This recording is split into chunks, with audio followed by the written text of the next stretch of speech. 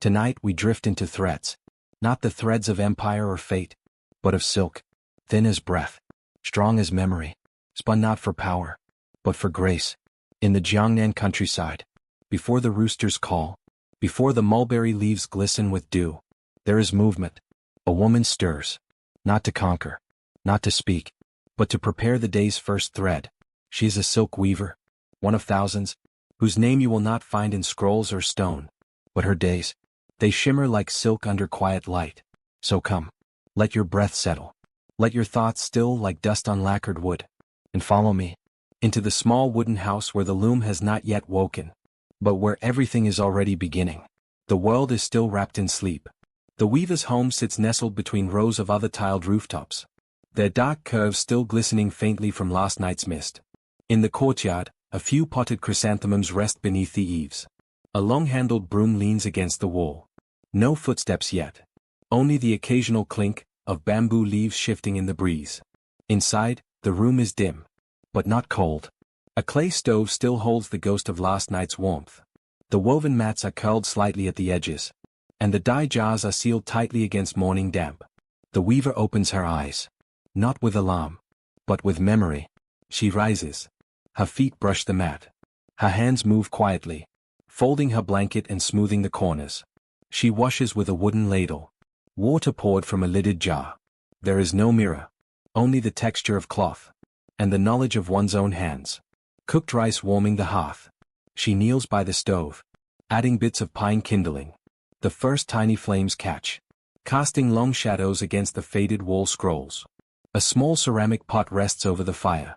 Inside, last night's rice, a few slivers of ginger, and enough water to soften the grains. She does not rush. She stares gently, presses a lid over the pot, and waits. A sparrow flits past the window lattice. She listens, counting the seconds between each bubbling sound. The silk drawer, while the porridge warms. She kneels beside a low wooden chest. Inside, bundles of reeled silk, wrapped in cotton cloth. Each bundle has been combed, reeled, boiled, dried. Some dyed already, some still pale as early fog. She unwraps one gently, deep indigo with a greenish sheen, dyed 3 days ago in a vat that still bears her fingerprints. She sets the bundle beside the loom. The loom itself, still covered in muslin, waits. Its wood is dark and polished by years of touch. Its strings hang loose, like the breath between notes in a quiet song. Sunrise over mountains, the first light. The lattice window begins to pale. Not fully light, just enough to blur the edges of shadow. She lifts the muslin from the loom, dusts the frame with a cloth, inspects the heddles and treadles, tightens a small knot in the warp beam. No thread yet, just readiness. The room smells of wood, dye, and the faint sharpness of boiled rice.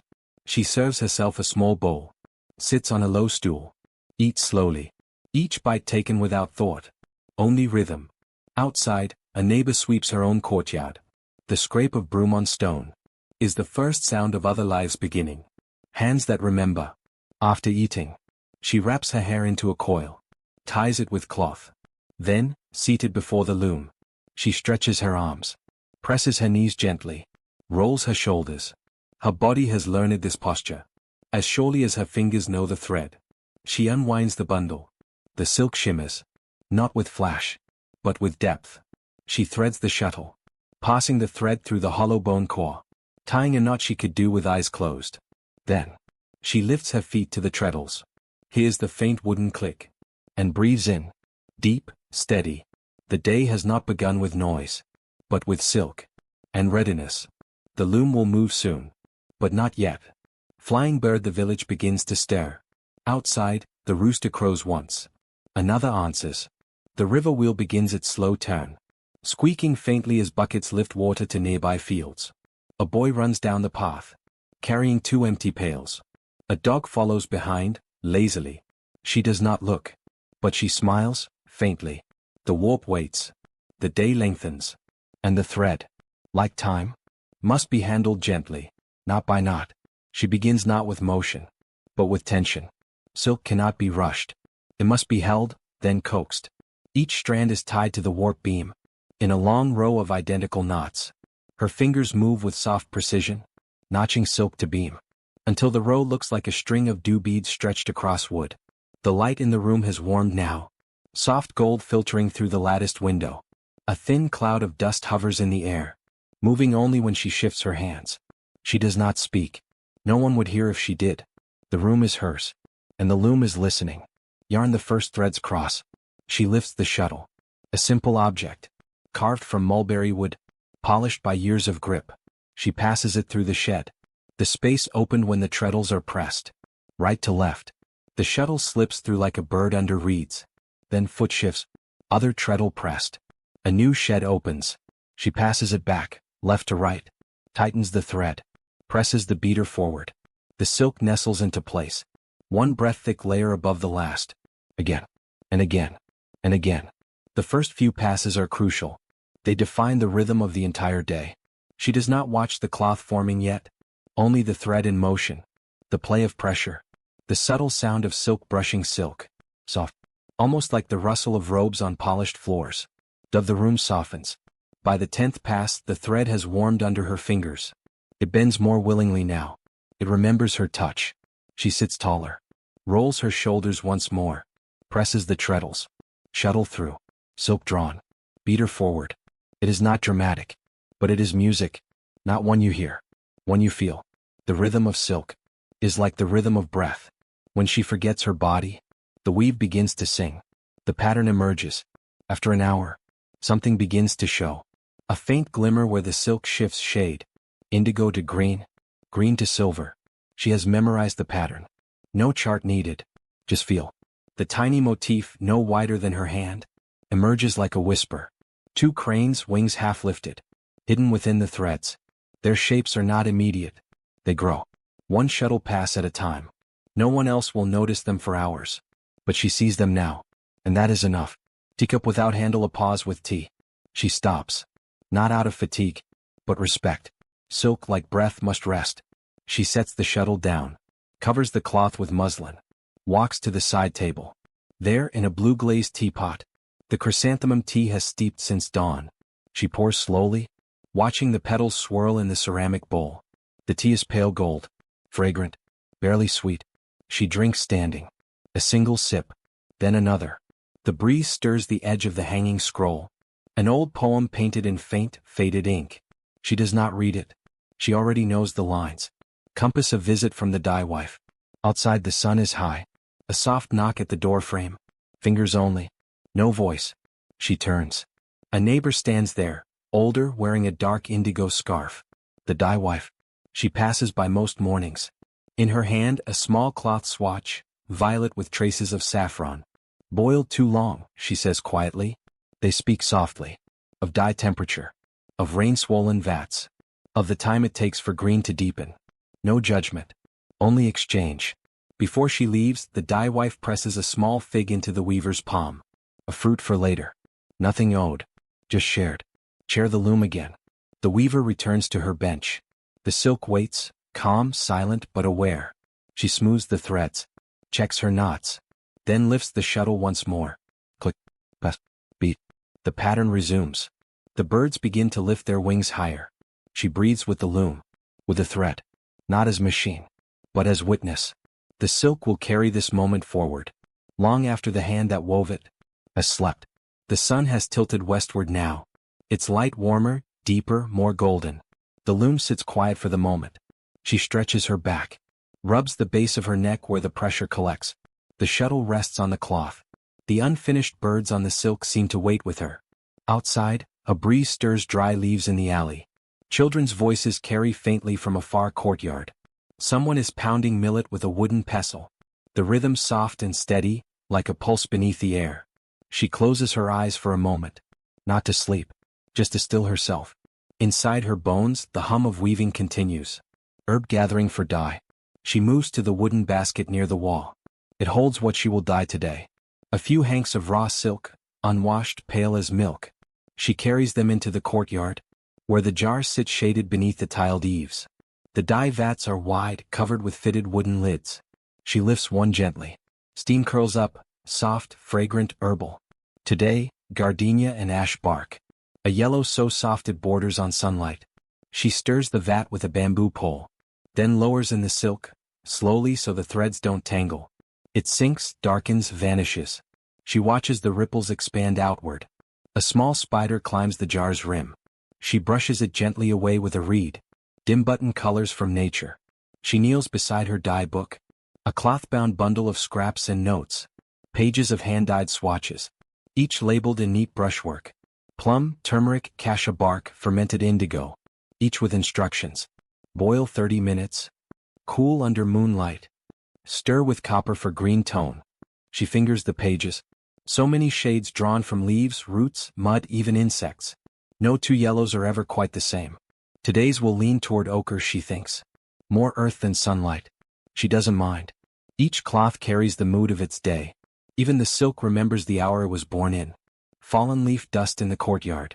The shadows stretch now. She sweeps the courtyard slowly. Small strokes with the willow bristle broom. Dust swirls and settles in lazy arcs. Her feet leave faint tracks behind her.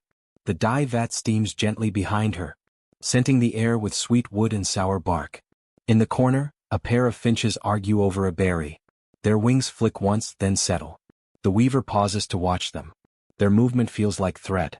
Crossing paths, pulling taut, releasing. Even nature weaves. A quiet pause. She returns to the doorway. With a basket of yellow-dyed silk dripping slowly. She hangs each hank on a line strung between the beams. They steam in the sunlight, their color deepening as they dry. Her robe smells now of dye and smoke. She does not mind. She pours a little more tea into the same bowl from morning. The leaves are bitter now but still warm.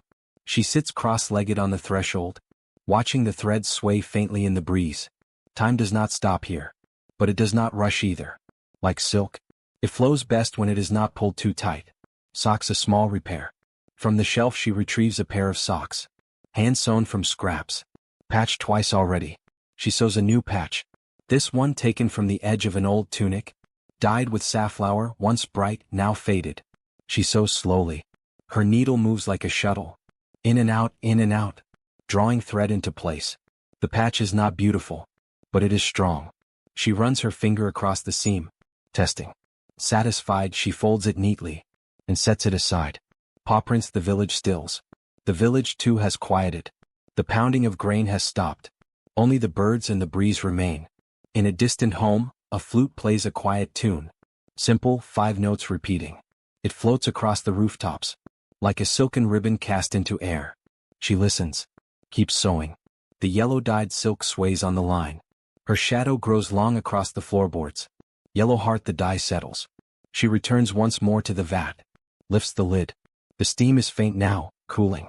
She stirs. Then lowers another bundle, this one for a future project. Silk meant for wedding garments. The client had asked for a color, like golden beans. She'll come close. Not exact, but close. No two vats are ever the same. That is not failure. It is truth. Sparkles preparing the evening thread. As afternoon becomes dusk, she rinses the dyed silk in cool water. Squeezes it carefully. Lays it on a bamboo rack to dry overnight. She cleans the vat. Closes the jars. Wipes her hands on a cloth. Then returns to the loom. Not to work, but to prepare for tomorrow. She winds bobbins. Sorts thread by thickness. Brushes a bit of lint from the cloth already woven. The cranes are almost fully formed now. Wingtips open, beaks reaching skyward. She smiles. Cityscape with sunset, the day slows down. The light in the courtyard begins to dim. Not suddenly, but in a slow retreat. Like a robe being folded carefully for storage. The village rooftops, so crisp and angled in morning, blur beneath the deepening blue of dusk. She looks up once more from the silk. The birds have gone. The shadows no longer shift. Even the threads on the drying line now hang without motion. Quiet, as if listening. She exhales gently. Places her tools aside. The day, like the loom, is ready to rest. Pot of food, the shad table. Inside, she adds a small bundle of rice to the pot. A few slices of dried mushroom. One sliver of preserved duck. She lights the stove with practiced hands. Stirs with a bamboo spoon. Not watching, but sensing. The room begins to fill with steam. Softening the walls. Blurring the scrolls. Her husband arrives not with noise, but presence. A quiet nod. Dust brushed from his sleeves. He places down a small jar, sweet bean paste, traded from a neighbor. They do not speak yet. Not because there is nothing to say, but because nothing is urgent. She spoons the congee into 2 bowls. They eat side by side. No ceremony. No performance. Just the small grace of warmth and the taste of ginger. The oil lamp. As the pot is washed and dried, she lights the lamp. It is a squat terracotta bowl, glazed with a ring of faded green. She trims the wick, a twist of cotton soaked in sesame oil, and touches it with a smoldering reed. The flame flutters, then steadies, casting a gentle gold across the low table. In its light, the threads look warmer. Her skin, softer. The silence, thicker but kind. She pulls the muslin cover from the loom once more. Not to work long. Just a few rows. The lamp's flame makes each thread gleam like water. Dove hash final rows. She sits. Presses the treadles. The shuttle slides. Back and forth. Back and forth. The birds in the weave now have their full wings. Their shapes stretch across the cloth.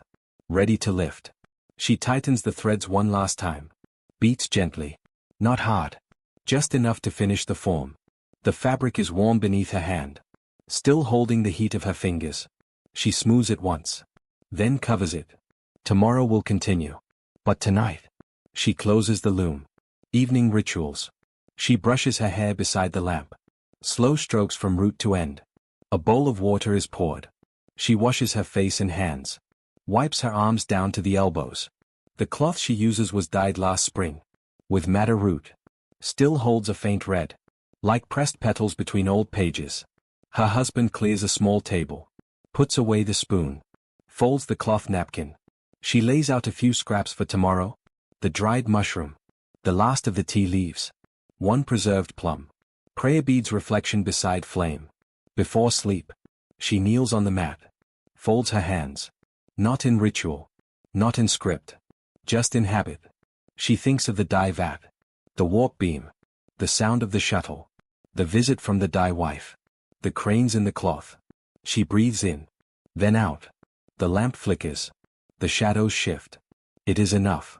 Milky Way the world settles. She lies beside her husband. Their mats pressed together. A thin quilt drawn up to the chest. Outside, the village has dimmed. The water wheel creaks slowly. A dog barks once, then goes silent. The sky is a deep ink wash. Stars appearing in small strokes. The oil lamp burns low. She turns to her side. Closes her eyes. The thread, the loom. The day, the dye. All pause with her. Sleep, when it comes, is full of silk. Last quarter moon another morning. The sun will rise again tomorrow. Perhaps with mist. Perhaps with sun clear through the bamboo. The sparrows will return to the eaves. The threads will wait in their soft bundles. The loom, silent overnight, will groan once more into rhythm. She will wake again. Fingers already remembering the motions. Before she opens her eyes. Because this is not just one day. It is 1,000. A pattern in itself. And like all patterns, it repeats. Thread a village of threads. Across the lanes and fields. In other courtyards. Other weavers rise. Some are older. Some just learning. Some specialize in the warp. Others only in spinning. Some dye nothing but indigo their whole lives. Hands stained forever blue. They do not speak of fame. Nor of wealth. But they speak, sometimes, of cloth they saw in the marketplace. A pattern too perfect to ignore. I know who wove that, one might say quietly. I know her hands. No signature. No label. Just recognition. Among those who live by thread. Cloth is memory. The silk she wove today will not stay here. It may line a robe worn to wedding or burial. It may decorate a merchant's sash. It may be sent north. To court, to trade, to sit in drawers never opened again. It may be cut. Dyed again. Repurposed. It may be lost entirely. But in its weave, her fingers still echo. Each crane she formed. Each knot she tied. Each moment she breathed out. While passing the shuttle. All of it is still there. Folded into the silk. As real as the ink in a letter. As soft as remembered breath. The ritual of repetition. There is peace in this rhythm. In the rinse of morning water. The tea grown bitter by midday. The brush of silk against bare forearm. The hush of muslin being folded at dusk. Not every life is meant for spectacle. Some are meant for pattern. And patterns hold the world together. Amphora in the hands of strangers. Years from now. In a different city. In a shop she will never see. Someone will unfold her cloth. They will smooth the corner, trace the shape of the birds, and wonder how it was made. They won't know her name, but they will feel something. A warmth, a balance, a hush, as if the cloth is not just silk, but memory made tangible. A day, a season, a lifetime, woven in. The rhythm never ends. Long after she is gone, her tools passed to another, her home changed, her garden overgrown, there will still be silk, still be dye, still be thread pulled from cocoons, soaked, stretched, dyed, spun, wound, and woven. Hands will still move as hers did, slowly, surely, patiently. The thread will still pass from left to right. The loom will still sigh with each completed row. And someone, centuries from now, may pause before a bolt of fabric and think, how beautiful. And in that moment, she will have returned. Crescent moon, the loom sleeps. In the small home, the lamp has burned low. The shuttle rests. The muslin is drawn over the loom. The crane pattern now fully formed, its wings extended as if frozen mid-flight. She sleeps. The silk rests beside her, still warm, still fragrant with dye and breath and light. The world turns. The water wheel continues. The tea leaves settle. And the pattern continues.